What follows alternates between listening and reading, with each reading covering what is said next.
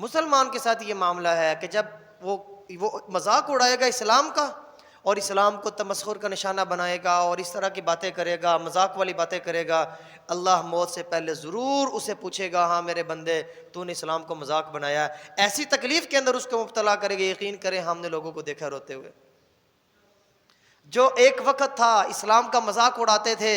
آپ کے بڑے سیاستدانوں کی ویڈیوز نیٹ کے اوپر موجود ہیں جنہوں نے مذاق اڑایا اسلام کا، اسلام کے قانون کا مذاق اڑایا، شریعت کا مذاق اڑایا، پردے کا مذاق اڑایا، مولویوں کا. دیکھو جب کوئی آدمی اسلام کا مذاق اڑانا چاہیے وہ نہیں مذاق اڑا سکتا، اسلام کو برا بھلا نہیں کہہ سکتا، وہ یقیناً ضرور مولویوں کو برا بھلا کہے گا.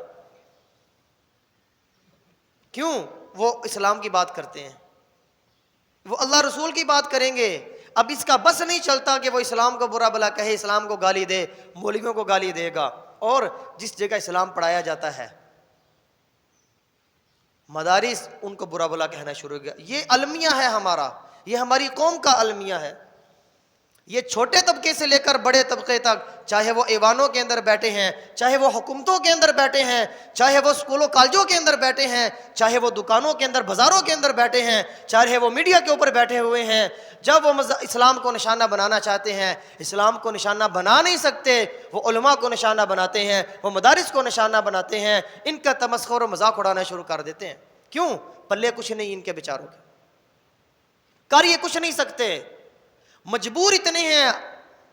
سکون ان کے اندر سے ختم ہو چکا ہے، اور سکون کی باتیں کریں گے اور خوش ہوں گے، مال و دولت کی باتیں کریں گے خوش ہوں گے، کر کچھ نہیں سکتے. 2-4 دن کی زندگی ہے.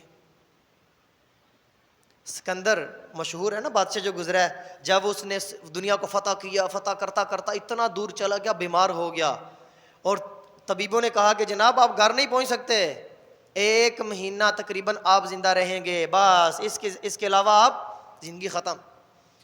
اس نے مشورہ کیا، یار مجھے کوئی وزیروں کو بلایا، کہا مجھے کوئی زندگی مل سکتی ہے کہ میں واپس گھر چلا جاؤں؟ یہ دنیا کی زندگی ایک دن ختم ہونی ہے، اور پھر نامہ اعمال اللہ رب العزت کی بارگاہ میں لے کر حاضر ہوں گے. کیا دنیا میں کمایا ہے، کیسے اعمال کیے دنیا میں، تیرا بولنا، تیرے اخلاق، تیرا سننا، تیرا دیکھنا، تیرے بدن سے نکلنے والے اعمال کیا اللہ کو راضی کرنے والے تھے یا اللہ کو ناراض کرنے والے تھے؟ کہ تجھے بتانے والے آئے یہ کام کرنا ہے یہ نہیں کرنا، تو نے صرف اپنے نفسانی خواہش پر چلنے کے لیے اس عمل کو کیا، جبکہ اس عمل کے اندر اللہ کی ناراضگی تھی. اور یقین کریں آج ہم سارے نفس کے غلام ہیں، خواہش کے پجاری ہیں. جو دل میں آیا وہ کر لیا، جو دل میں نہیں آیا وہ کر لیا، دل کے غلام ہیں. افرأیت من اتخذ الہہ ہواہ واضلہ اللہ علی علم، کہ کیا تم نے اپنی خواہشات کو خدا بنا لیا ہے؟ واضلہ اللہ علی علم، اللہ نے تمہیں علم کے ہوتے ہوئے گمراہ کر دیا. کہ جب انسان خواہش نفس کا اور دل کا پجاری بن جاتا ہے، غلام بن جاتا ہے، پھر جتنا بھی اس کے پاس علم ہو اس علم کو اس علم سے اس کو ذرا فائدہ نہیں ملتا. آج تقریباً یہی کچھ ہو رہا ہے. علم تو بہت سارا ہے لیکن ہم نفس کے غلام ہیں، خواہش کے غلام بن چکے ہیں، اور پتہ ہونے کے باوجود کہ یہ گناہ کے کام ہیں اس سے غفلت برتتے ہیں، اور ان گناہوں کی وجہ سے آج ہم پریشانیوں کے اندر مبتلا ہوتے جا رہے ہیں. دل کا سکون، چین ختم، امن ختم، ہر طرف بے خوفی کی کیفیت. آپ پیسے لے کر، سونا لے کر، دولت لے کر باہر نکل نہیں سکتے. تقریباً پریشانی، ہر بندہ پریشان ہے، اور ہر طرف پریشانی ہی پریشانی ہے. اور اگر آپ تھوڑا سا اندازہ لگائیں اپنی ملک کی حالت کے اوپر تو کیا کچھ نہیں ہو رہا.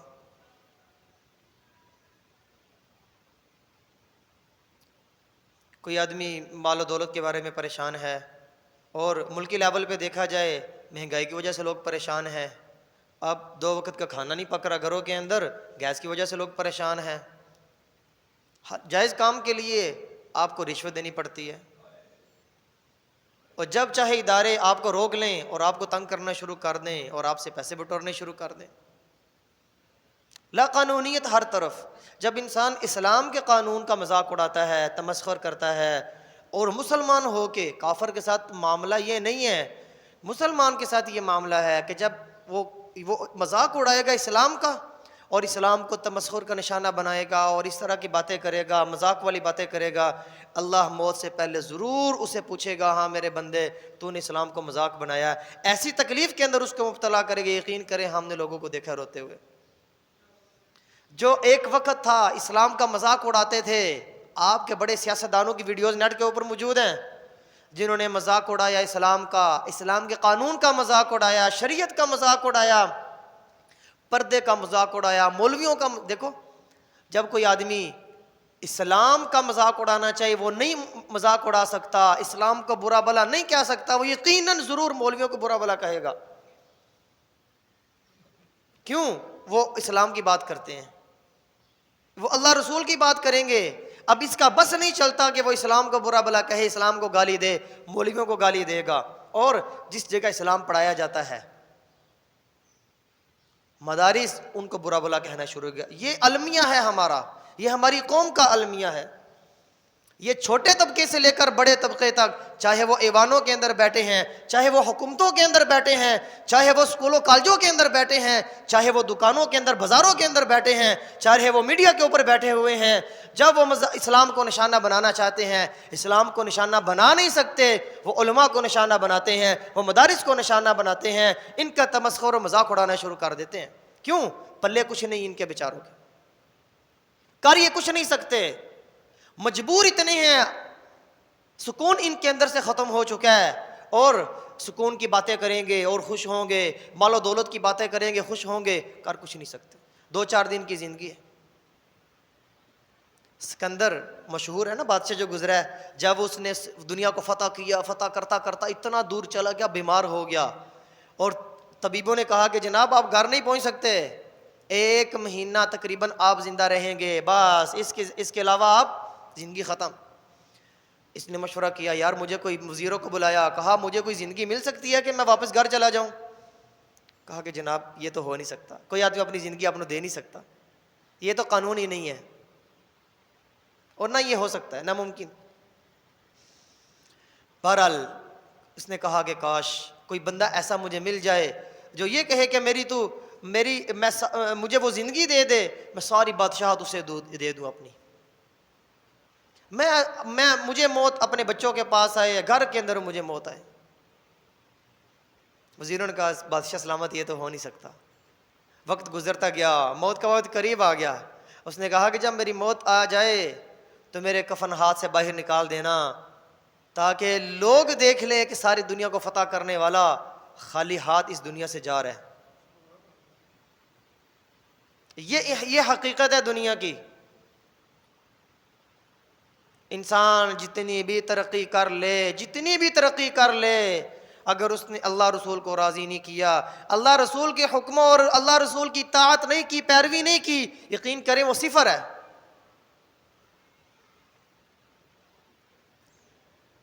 اور اللہ رب العزت کے ہاں عزت کا مقام کیا ہے؟ ان اکرمکم عند اللہ اتقاکم، ان اکرمکم عند اللہ اتقاکم، اللہ کے نزدیک زیادہ باعزت وہ ہے جو زیادہ متقی ہے. موبائل کے اوپر ننگی لڑکیوں کی تصویریں دیکھنے کے بعد باہر آ کے یا پروگرام کے اندر یا ایوان کے اندر بیٹھ کے یا بازار کے اندر بیٹھ کے کہنا کہ مولوی تو یہ کرتے ہیں، اسلام تو یہ کرتا ہے، اسلام نے ترقی سے روکا ہے. کفر ایسی سوچ کے اوپر ان کی، یہ منافقت ہے. اور کسے کہتے ہیں؟ اور منافقت کسے کہتے ہیں؟ انڈین مووی دیکھی اور باہر آ کے علماء کا برا بھلا کہنا شروع کر دیا. عیسائیوں کے تہوار دیکھے اور ان کی عورتوں کو دیکھا اور خواہش کی تسکین کو حاصل کیا، اور پھر جناب آ کر مولویوں کو برا بھلا نہ. یہ کیا انسانی، کیا مسلمانی ہے؟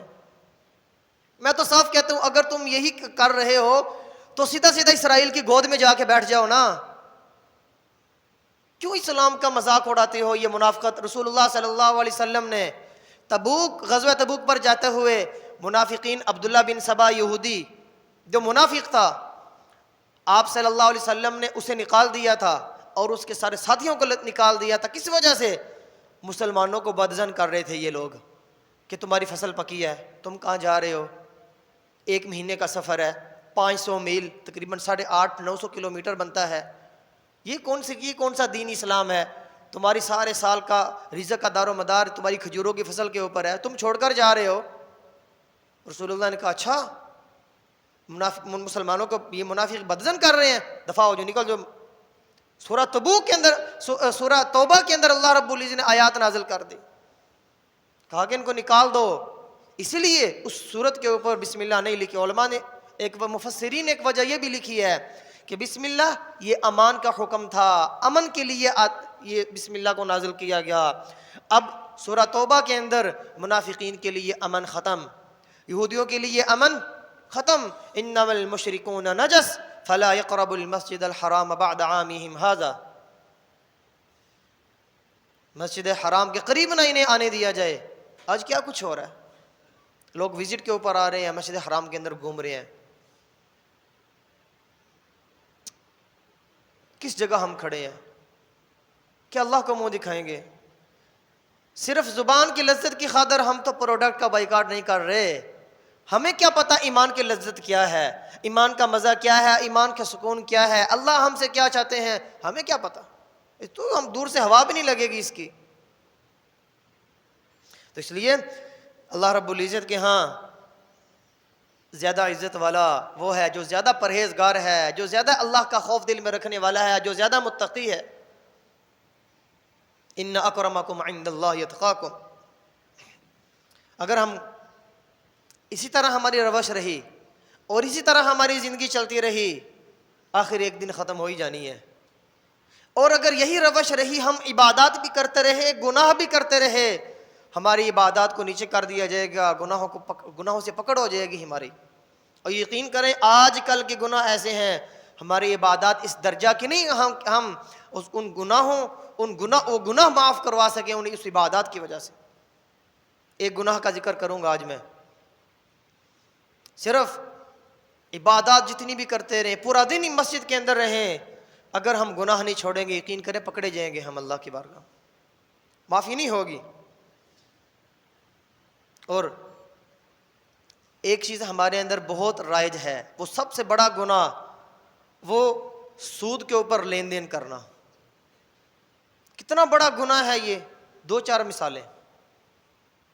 اور گورنمنٹ کی طرف سے مختلف سودی اسکیمیں چل رہی ہیں، قومی بچت اسکیم آ رہی ہے، لون اسکیم آ رہی ہے، پتہ نہیں کیا کیا نام رکھے جا رہے ہیں. بھائی کتے کا نام بکری رکھنے سے کبھی بھی گوشت حلال نہیں ہوتا. چینی کی بوری کے اوپر لکھ دینا مرچ، اس سے مکھیوں کو دھوکہ نہیں ملتا. شہد کا نام شراب کا نام شہد رکھ لینے سے کبھی وہ شہد نہیں بن جاتا. آج ہمارا المیہ یہ ہے، مختلف بینکوں نے مختلف نام دیے ہوئے ہیں، لوگوں نے بینکوں کے اندر پیسے رکھائے ہوئے ہیں اور منتھلی منافع لے رہے ہیں اور کہا یہ تو تجارت کر رہے ہیں ہم. اللہ رسول کے ساتھ اعلان جنگ ہے. فَإِن لَّمْ تَفْعَلُوا، اگر تم اس سود سے نہیں بچو گے، فَأْذَنُوا بِحَرْبٍ مِّنَ اللَّهِ وَرَسُولِهِ، اللہ رسول کے خلاف اعلان جنگ کر رہے ہو تم. تو جو انسان، جو آدمی، جو خاندان، قبیلہ، جو گروپ، کوئی ملک والا، کوئی گورنمنٹ، کوئی حکومت یا پوری دنیا والے اگر سودی معاملات کریں گے وہ صفر پر آئیں گے. اس کے اندر کوئی سکون نہیں، کوئی برکت نہیں. یمحق اللہ الربا ویربی صدقات، اللہ سود کو مٹاتا ہے، صدقے کو بڑھاتا ہے. ہزاروں نہیں اربوں لوگ ایسے گزر گئے ہیں جنہوں نے سود پر لین دین کیا، صفر ہو گئے اور بھیک مانگنے پر مجبور ہو گئے. اور آج آپ کے ملک کی حالت دیکھ لو، سود پر پیسے لے لے کر کس حالت پر یہ پہنچ چکا ہے، صرف سود کی وجہ سے. اور باتیں کر رہے ہیں افغانستان کو، اور باتیں کر رہے ہیں دوسرے ملکوں کو، وہ ایسے کر رہے ہیں، وہ ایسے کر رہے ہیں. بھائی وہی اچھے ہیں کہ جن کے اوپر کوئی قرضہ نہیں ہے اور جن کے ہاں چیزیں بھی بالکل سستی ہیں. اور بھی طرح طرح کی باتیں. پھر اعتراض اس پر آج ہی ان کیا چیزیں تو سستی ہوں گی کیونکہ ان کا کون سا امپورٹ کا مال کا کاروبار اور لین دین کون سا دوسرے ملکوں کے ساتھ کرنا ہے. جب کیا جاتا ہے پھر چیزیں بڑھتی ہیں. بھائی یہ کیا بات ہوئی؟ عزت کیا ہے ان کے ہاں کہ وہ اپنا ہی کھا رہے ہیں نا, کسی اور سے تو نہیں مانگ رہے. چاہے ٹیکنالوجی میں وہ پیچھے چلے گئے ہیں, لیکن ہم اپنی غیرت کو چھپانے کے لیے کیسے کیسے الفاظ استعمال کر رہے ہوتے ہیں. ہم اپنی شرم کو چھپانے کے لیے, اپنی ناکامی کو چھپانے کے لیے کیسے کیسے حربے استعمال کر رہے ہوتے ہیں. ٹیکنالوجی میں پیچھے آ کے سارا ملبہ علماء پر ڈال دیا, مدارس پر ڈال دیا. بھائی تمہیں وہ ہاتھ پکڑ کے روکا ہوا ہے. تم اب جب قومی بجٹ بناتے ہو 1% تم مدارس کے اندر نہیں, مدارس کے لیے نہیں رکھتے, علماء کے لیے نہیں رکھتے. یونیورسٹیوں کی تمہاری حالت یہ ہے, روز بروز نئے نئے سکیم آ رہے ہیں. عزت دار لوگ اپنی بچیوں کو یونیورسٹیوں میں داخل کرانا چاہتے ہی نہیں ہیں. تم کون سی تعلیم دے رہے ہو؟ کتنے سائنسدان پیدا کیے تم نے, کتنی ٹیکنالوجی میں تم نے ترقی کی ہے, اور جتنی ٹیکنالوجی میں تم نے ترقی کی ہے دوسروں سے ادھار مانگ کے کی ہے, اپنا تم کے پاس ہے کیا؟ اور سود کے بارے میں علماء خاموش ہو جائیں, جی اس پر بات ہی نہ کریں بھائی. اور جتنے پارلیمنٹ میں بیٹھے ہیں سب نے اسلام آباد کے اندر اپارٹمنٹ لیے ہوئے ہیں, گھروں کا کوئی پتہ نہیں ہے, ملک کی معیشت کے اوپر عیاشیاں ہو رہی ہیں, پتہ نہیں. اور ہم لوگ ان کو ووٹ دیے جا رہے ہیں, جناب یہ ہمارے فلانے بڑے ہیں فلانے بڑے ہیں, اور اس کو خاندان کا پتہ نہیں بیچارے کو, اور نئی نئی رنگ رلیاں وہ منا رہے ہیں وہاں. ہماری یہ زندگی ہے. ہمارے ایک عزیز ابھی ادھر سے چھوڑ کے آ گیا ہے, اسلام آباد میں ایک اپارٹمنٹ کے اندر وہ جاب کرنا شروع کیا. اس نے کہا یار بہت گندگی ہے, ہمارے بڑے بڑے سیاستدانوں نے اپارٹمنٹ لیے ہوئے ہیں وہاں. کہتا میں تنگ آ گیا ہوں دیکھ دیکھ کر, روز بروز نئے نئے چہرے اور یہ چیزیں, میں ایسے جیسے میں پتہ نہیں اس پاکستان کے اندر نہیں, اور مجھے ایمان میں بھی شک ہونے لگ گیا. کہتا میں چھوڑ دیا میں نے سارا کچھ. کہا یار دفاع کرو ایسی جاب کو. یہ حالت ہے ہماری. اچھا, اور سود کا لین دین تو گناہ ہے, سود کا تعاون, سود کے ساتھ مدد کرنا, اور جو جس طرح کوئی تعاون کر رہا ہے سب گناہ کے اندر آتا ہے. علی بن مدینی رحمہ اللہ ایک بڑے عالم, ایک بڑے بزرگ گزرے ہیں, اور یہ واقعہ اپنا لکھتے ہیں. حضرت علی بن مدینی رحمہ اللہ کہتے ہیں کہ میں بچپن کے اندر ہی میں نے حفظ کر لیا, ذہین تھا, اللہ پاک نے حافظہ دیا, میں نے حفظ کر لیا, شوق تھا, اور ایسا شوق تھا میں قرآن مجید رمضانی حافظ نہیں تھا, میں پڑھتا تھا باقاعدہ, تو قرآن مجید کی تلاوت کرتا. کہتا ہے بچپن کے اندر ہی میرے والد انتقال کر گئے, تو میں نے یہ ترتیب بنائی کہ میں نا فجر کی نماز کے بعد اپنے والد کے ہاں قبر پہ روزانہ جاتا, تھوڑا قرآن پڑھتا واپس, یہ میری ترتیب تھی. کہتے کہ رمضان آ گیا, رمضان میں نماز پتہ جلدی ہو جاتی ہے, ہمارے ہاں بھی ایسی ہے, یہ شروع سے چلتا آ رہا ہے. لوگ سحری کرنے کے بعد اذان ہونے کے کچھ دیر بعد ہی نماز پڑھ تاکہ تاخیر نہ ہو جائے. تو کہتے ہیں کہ وہ رمضان میں نماز جلدی ہو جاتی, میں نماز پڑھتا اور والد کی قبر پہ جاتا. اب اندھیرا ہی ہوتا, پہلے تو روشنی ہو جایا کرتی تھی, اب اندھیرا ہی ہوتا. کہتے ہیں کہ کچھ دنوں کے بعد ایسے ہوا کہ ایک قریب قبر سے ہائی ہائی کی آوازیں آنا شروع ہو گئی, اور میں چونکہ چھوٹا تھا تو میں ایک دم ڈر گیا, سہم گیا کہ آوازیں, میں خاموش ہو گیا. پھر تھوڑی دیر کے بعد آوازیں آنا شروع ہو گئی. جب میں نے غور کیا, نہ دائیں سے آ رہی, نہ بائیں سے, نہ ایک طرف سے, نہ پیچھے سے آ رہی آوازیں, تو میں نے غور کیا کہ سامنے طرف میری ایک قبر تھی, اسی سے آوازیں آ رہی تھی. کہتے میں جب قریب گیا تو آوازیں وہیں سے آ رہی تھی, ہائے ہائے کی آوازیں, چیخنے کی آوازیں آ رہی ہیں. تو کہتا ہے کہ میں ایک طرف دبک کر بیٹھ گیا, اب ہمت نہیں ہو رہی, میں کیا کروں, کیسے جاؤں یہاں سے. کہتے ہیں کہ تھوڑی دیر بعد میں نے غور کیا, جو روشنی ہونی شروع ہوئی آوازیں آہستہ ہونا شروع ہوگی, اور جب صحیح روشنی ہوگی تو آوازیں بند ہوگی. اتنے میں لوگوں کی آمد و رفت شروع ہوگی. تو کہتے ہیں کہ میں نے ایک آدمی سے پوچھا جو ہمارے محلے کی, میں نے کہا یہ آدمی کی قبر کون ہے یہ؟ اس نے مجھے بتایا یہ فلانا ہے. تو میں تو اس کو جانتا تھا. کہتے ہیں کہ وہ عبادات بڑی کرنے والا تھا, وہ بڑا مسجد کے اندر وقت گزارنے والا, تسبیحات اور نوافل کا اہتمام کرنے والا. میں نے کہا یار یہ تو میں جانتا ہوں اسے. کہتے کہ مجھے کچھ سمجھ نہ آئی, نیک انسان ہے, اس کی قبر سے آواز کیوں آ رہی ہے, اس طرح کے چیخنے کی آوازیں, اسے عذاب کیوں ہو رہا ہے. کہتے کہ میں محلے کے اندر آیا, میں نے اس آدمی کے دوستوں کے پاس گیا, میں نے اسے پوچھنا شروع کیا, میں نے سارا واقعہ بیان کیا. مجھے ایک دوست نے بتایا کہتا ہے کہ یہ آدمی تو اس کی تم جانتے ہو کہ اس کی بیوی فوت ہو چکی تھی اور اس کی اولاد میں بیٹا کوئی نہیں تھا، اس کی بیٹی تھی اور اس کی بھی شادی ہو گئی، یہ اکیلا تھا، یہ دکاندار تھا اور یہ لکھ پتی بن گیا کہ جب خاندان ہی نہیں ہے، خرچ کرنے کی جگہ ہی نہیں ہے، تو جو کمانا ہے وہ سیو ہی ہونا ہے۔ تو کہتے ہیں کہ یہ وقت گزرتا گیا، جب یہ تھوڑا بوڑھا ہو گیا، اس نے کہا مجھ سے کمایا تو جاتا نہیں ہے، یہ اتنا سارا مال ہے، کر تو کچھ نہیں سکتا۔ اس نے کیا کیا، لوگوں سے مشورہ کرنا شروع کیا کہ میں کیا کروں۔ کہتا ہے کہ لوگوں سے مشورہ کرنا اس نے شروع کیا، لوگوں نے اس کو رائے دینا شروع کی، پھر اس کے اب یہ کہہ سکتے ہیں کہ اس کے خبیث نفس نے اسے مشورہ دیا کہ ہم کسی پر کیا الزام لگائیں۔ انسان کے دل کے اندر ہی رائے آتی ہے نا جس پر وہ عمل کرتا ہے۔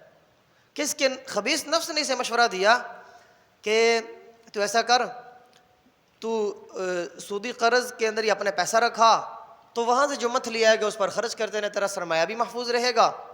تو کہتے ہیں اس نے اپنی دکان کو بیچا، سارا کچھ کیا اور اپنا سرمایہ وہ سود پر دے دیا۔ اب منتھلی اس کے پاس اچھی خاصی رقم آ جاتی، یہ اسی کو خرچ کرتا، اور فارغ تھا تو مسجد کے اندر زیادہ وقت گزارتا، عبادات کرتا۔ کہتا کہ اس طرح اس نے وقت گزارنا شروع کیا، آخر اس پر اس کی موت آ گئی۔ آخری زندگی میں اس کے دوست کہنے لگے آخری زندگی میں اس سے کہ یہ بڑی مسٹیک ہوئی ہے، بڑی غلطی ہوئی ہے اس۔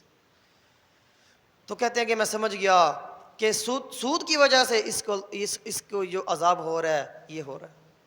اس لیے ہم گناہ اگر نہ چھوڑیں، عبادات جتنی کریں، اللہ کے ہاں پکڑے جائیں گے ہم۔